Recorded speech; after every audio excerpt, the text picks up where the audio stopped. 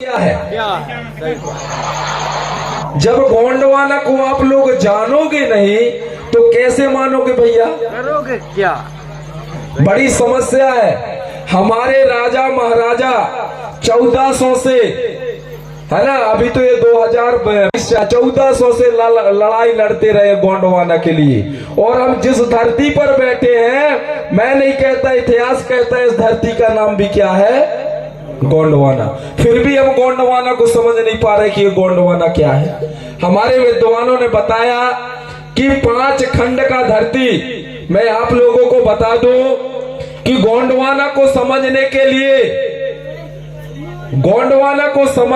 लिए 14 अरब वर्ष पहले, जो 14 अरब वर्ष पहले एक विस्फोटक घटना हुआ था।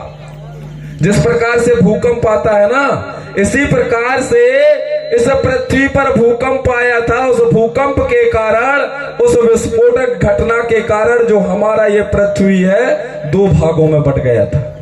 कितने भागों में? 2 भागों में। मैं गोंडवाना की बात कर रहा हूं, यहां वहां की बिल्कुल नहीं कर रहा हूं, है ना। कायसी के मां 4-5 लोगों को पता है कि गोंडवाना क्या है। 2 भागों में बढ़ जाने के कारण एक भाग जो उत्तरी गोलार्ध था उसको अंगारा लैंड, और जो दक्षिणी गोलार्ध था उसको गोंडवाना लैंड। अब इस गोंडवाना लैंड में जब धरती की उत्पत्ति हुई, 2 भागों में बटा, तो उस समय सबसे पहले किसका जन्म हुआ होगा? किसका जन्म हुआ था?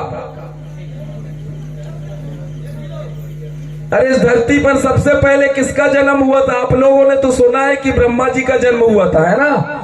ब्रह्मा जी ने सृष्टि रचा है, ऐसे करके सब लोग जानते हो कि नहीं जानते हो? जानते हैं ना अच्छी तरह से। और ब्रह्मा जी का जन्म कहां से हुआ था? एक क्षीर सागर था, ऐसा बताते। एक क्षीर सागर में विष्णु जी बड़े असैया में लोटे हुए थे। मैं दोनों का इतिहास बताऊंगा। गोंडों का कहोगे गोंडों का, हिंदुओं का कहोगे हिंदुओं का, मुसलमानों का कहोगे मुसलमानों का, क्योंकि मैं सबका इतिहास पढ़ता हूं, है ना। और आपने अगर यहाँ चीफ गेस्ट बना के अगर आपने मुझे सम्मान दिया है तो मैं बताने का काम करूंगा साथियों। क्षीर घास में एक शेष नाग में सोए हुए थे। कौन?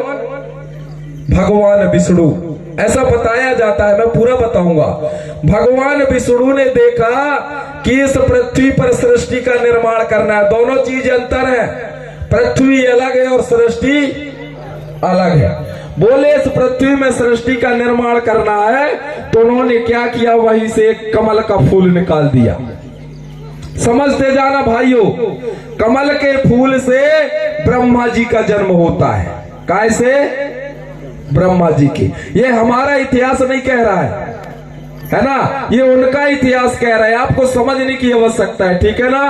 पिछले बार मैं झाड़ू, टुकना, बाहरी मूसरों के बारे में बताया था। इस बार देवताओं की कुंडलियों के बारे में बताऊंगा। तो जब कमल का वृक्ष से ब्रह्मा जी का उत्पत्ति हुआ, तो ब्रह्मा जी ने कहा, विष्णु ने कहा ब्रह्मा से कि हे ब्रह्मा जी, आपको सृष्टि का निर्माण करना है। बोले जे पिताजी, क्योंकि जन्माया किसने? विष्णु ने। किसको? ब्रह्मा को।